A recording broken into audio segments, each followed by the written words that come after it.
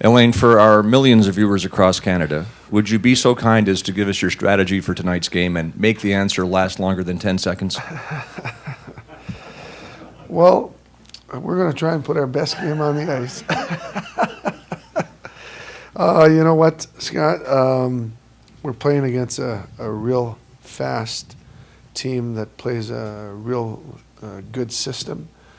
We're going to try and execute and make the right plays with the puck when we have the puck, and we're definitely going to have to defend well. That's 11 seconds. That's all you get. It's more than I was expecting. Yeah, that's good.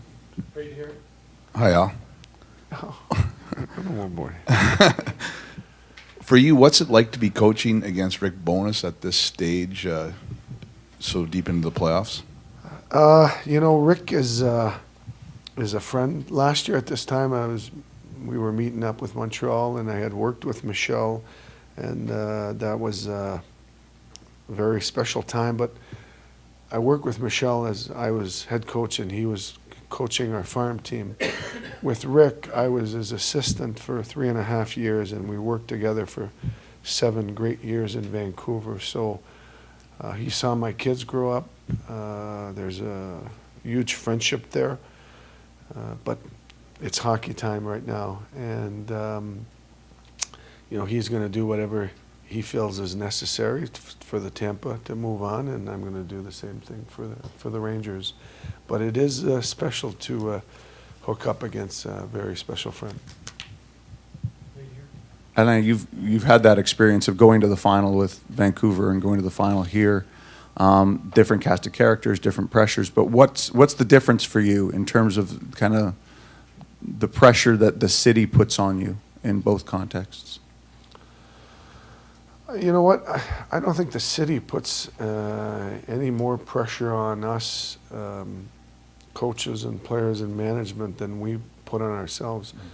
We came into this season with very high expectations. We mentioned on a number of occasions that we knew that we were going to be judged by what we did in the playoffs. And now we're in the conference final. Our expectations, just like Tampa, I'm sure, is to move on to the next series. We understand it's going to take our best hockey to have that opportunity. And we're in the same mindset as we've been since day one game at a time. We're focused on tonight's game. Yeah. What can you tell us about Zook taking a twirl today, and how encouraging is it that he's back out on the ice? Yeah, he's just going through the process of getting healthy. He's skated a little bit on his own today, and I'm assuming that's going to get a little longer here as we move forward. And also, I know how Step would want you to answer this, but when you look at him, do you see a young guy, or do you see kind of a veteran type of guy? Step. Yeah. Are you talking about the hair, or are you talking about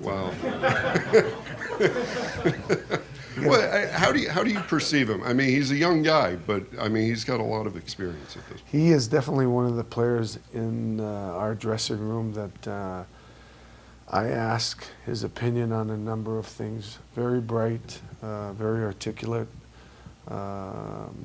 good person, knows what it takes to be successful and wants to be successful. And he's got a great read in our room on who needs help and who he can touch in a positive way. So he's definitely a guy that I lean on. Are you a believer that teams that win close games or play well and pull them out as often as your team has done, that there's something to be, that you get better at it the more you do it? And if so, do you think your team is one of those? What kind of things have they gotten from winning so many close games? I don't think that you can win in the NHL on a consistent basis if you cannot play in these situations. Teams are so close, so little separating us that most games are tight games. Most games are one-goal games. You might get the odd one there that there's a little bit more offense. But for our group, we're very, I don't know if comfortable is the word to use, but it's just the way that these games have unfolded, and we've found ways to win them.